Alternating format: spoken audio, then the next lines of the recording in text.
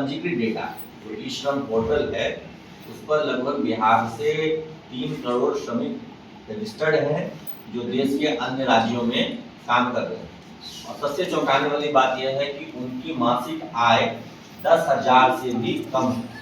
लेकिन पलायन का एकमात्र कारण या एकमात्र स्वरूप मजदूरों का ही पलायन नहीं है, बल्कि शिक्षा के लिए भी यहाँ से बड़ी संख्या में छात्र पलायन कर रहे हैं।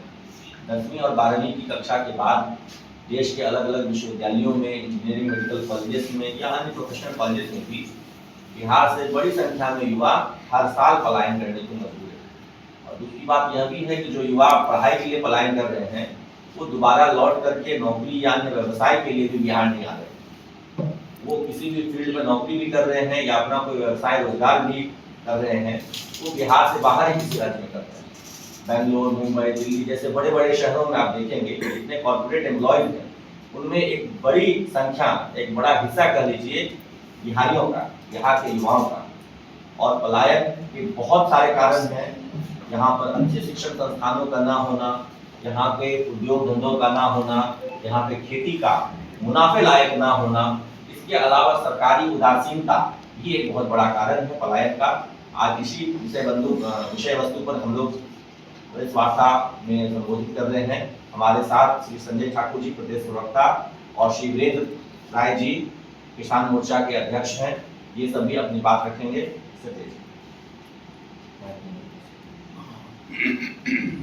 साथियों, आपने हमारे प्रवक्ता अमित विक्रम जी को सुना। आज का विषय बिहार से मजदूरों का, लोगों का, धन का पलायन क्यों हो रहा है और इसके लिए जिम्मेदार बिहार की सरकार कैसे है, इसी विषय पर आप सबसे चर्चा हो रही है। पलायन हमारी नियति बन गई है। हमारे यहाँ न तो लघु उद्योग हैं, न बड़े उद्योग हैं, न शिक्षा की उन्नत व्यवस्था है। बेरोजगारी चरम पर है। रोजगार के संसाधन मुहैया कराने में सरकारें अभी तक विफल रही हैं। यही मूल कारण है पलायन का। उन्होंने ठीक कहा, खेती का व्यवसायीकरण नहीं हो रहा है। खेती से जो हम कैश क्रॉप की खेती नहीं कर पा रहे हैं सरकार के असहयोगात्मक रवैया के कारण। ये पलायन आज से नहीं चल रहा है। पहले की बात छोड़ दीजिए, मुगलों के सल्तनत के जमाने की बात छोड़ दीजिए, अंग्रेजों के जमाने की बात छोड़ दीजिए। पलायन तो मुगल के जमाने से है।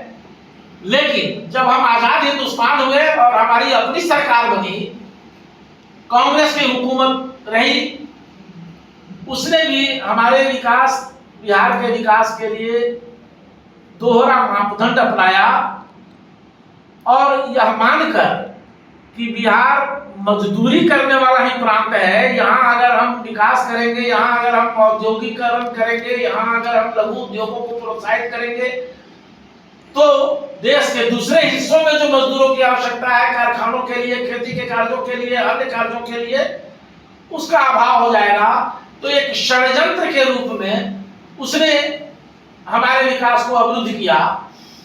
फिर 15 साल तक लालू यादव, राबड़ी देवी जी की सरकार रही और 20 वर्षों से भारतीय जनता पार्टी, नीतीश कुमार गठजोड़ की सरकार है। इन सरकारों ने उसी नियम को आगे बढ़ाते रहा, काम करता रहा। आपने देखा होगा हाल ही के दिन में 23 या 24 तारीख को प्रधानमंत्री जी आए थे और उन्होंने ट्रेन का उद्घाटन किया और कहा कि बिहार के मजदूरों को जाने के लिए, यहाँ से आने जाने के लिए बड़ी अच्छी सुविधा हो गई है। मतलब प्रधानमंत्री नरेंद्र मोदी जी की भी नीयत यही है कि बिहार मजदूर सप्लाई करने वाला राज्य बना रहे। ऐसी स्थिति में बिहार का कायाकल्प होना कितना दुरूह है। इसीलिए हमारे नेता आदरणीय प्रशांत किशोर जी बार बार कहते हैं कि शिक्षा ही वो एक कुंजी है जिससे हम गरीबी से भी बाहर निकल सकते हैं, बेरोजगारी से भी बाहर निकल सकते हैं। आदरणीय प्रशांत किशोर जी ने स्पष्ट किया है हमारे जन सुराज की कार्य योजना में शामिल है कि हम हमारी जब हुकूमत काबिज होगी, हम तमाम बेरोजगार नौजवानों को, बेरोजगार लोगों को रोजी रोटी के लिए संसाधन मुहैया कराएंगे, और जो लोग पलायन करके दूसरे प्रदेशों में रोजी रोटी के लिए गए हुए हैं, उन्हें वापस बुलाकर 1 वर्ष के अंदर अंदर यहाँ रोजगार का मौका मैसर कराएंगे। आपको मैं बताऊं, शिक्षा का पलायन तो हो ही रहा है, हमारे छात्र बाहर जाके पढ़ रहे हैं, जो पढ़ के इंजीनियर बन गए हैं, डॉक्टर बन गए हैं, दूसरे पेशे में है, वो भी बाहर ही जाकर के बंगलोर, गुड़गांव, दिल्ली और दूसरे प्रदेशों में जाकर नौकरी कर रहे हैं। ये हालात बने हुए हैं, और इस हालात को सुधारने की दिशा में सरकार की कोई योजना नहीं है, और न उसका कोई सरकार की मंशा है। दूसरी बात, आप सीडीआर रेशियो की बात करते हैं, अर्थ का भी, मुद्रा का भी पलायन यहां से हो रहा है।